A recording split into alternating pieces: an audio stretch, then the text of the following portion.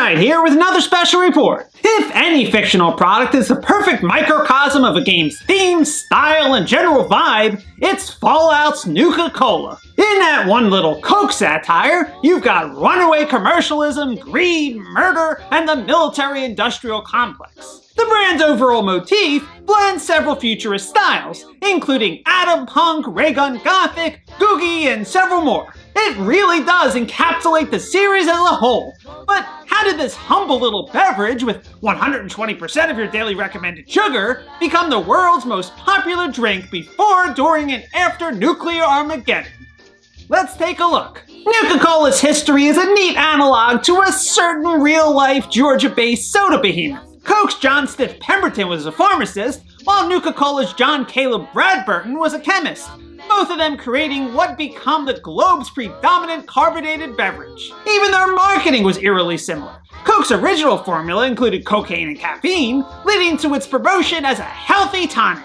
Nuka Cola was loaded with caffeine and sugar, 120% of your daily recommended intake, so the marketeers claimed it was fortified with vitamins, minerals, and health tonics. The biggest difference was Nuka Cola's 17 fruit essences, which complemented the cola flavor, while Coke is a more conventional cola drink.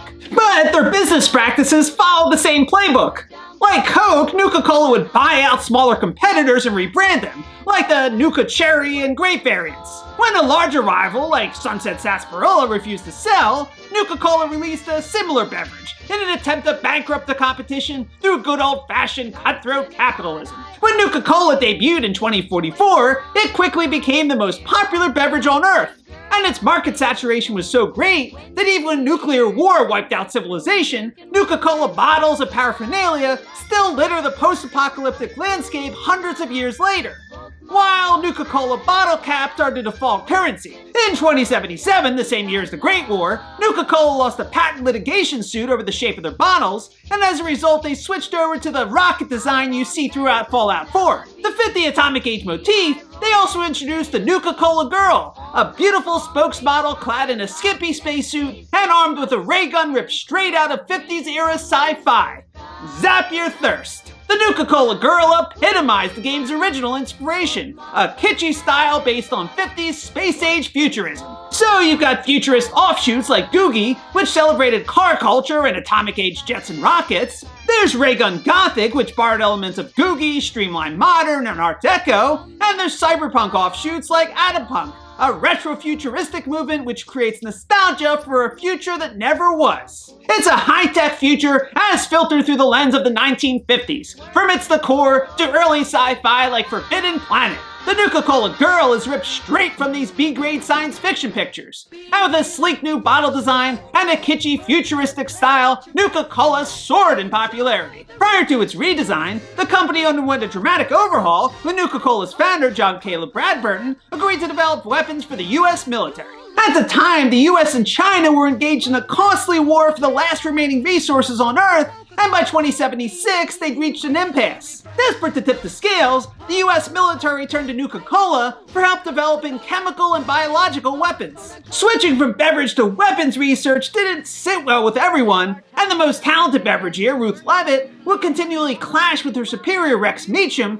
over the basic morality of the project. Conflict aside, the team succeeded in developing a custom strontium-90 isotope codenamed Quantum, which could enhance the military's power armor and amplify existing munitions. Unfortunately, that particular application came too little too late. The team also fiddled with Quantum's use as a food additive, and the beverageers worked on a new drink bearing the bright blue isotope's name. While the first batches of Nuka Cola Quantum were fatal, killing 62 taste testers, the team eventually perfected the formula, and after it passed FDA inspections, the new beverage was marketed under the slogan, "Twice the calories, twice the carbohydrates, twice the caffeine, and twice the taste." But the true aim of Project Cobalt always was weapons research, and the weaponized quantum isotope wasn't fully completed until after the so-called Great War, aka Nuclear Armageddon, at which point the isotope was of little use. And by then, its turbulent development had destroyed the last vestige of Nuka Cola as a company. When nuclear war began in 2077, the beverageers working on Project Cobalt were sealed off, saving their lives but dooming them to an isolated existence. The stress of solitude took its toll on the beverageers, with several taking their own lives, and others flat out murdered by Meacham, who saw them as unpatriotic for not wanting to work on Project Cobalt. From the beginning, Ruth Levitt was vocally opposed to the company's arrangement with the Army, going so far as to refuse to work on Project Cobalt. Meacham tried to appease her by assigning her the Nuka Cola Quantum offshoot, but with that completed and the beverage years sealed up, Meacham and Levitt grew increasingly hostile towards one another. When Levitt finally attempted to escape the lab, she was murdered by Meacham, who met his own end via radiation poisoning. Ultimately, the only viable outcome of Project Cobalt was Nuka Cola Quantum, though its limited production makes it extremely rare in-game, and appropriately, it restores a large number of hit points. Jones Soda licensed a real-life version of Nuka Cola Quantum,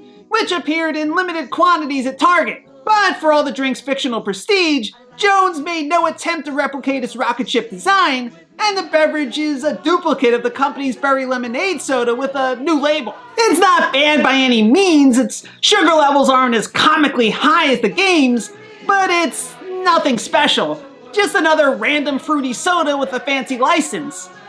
Though, for what it's worth, this is pretty much exactly how the fictional Nuka Cola would have handled it themselves. Thanks for joining me for another special report. Please remember to like this video and subscribe to my televisual program, and I'll see you next time. This is Jimmy Midnight signing off.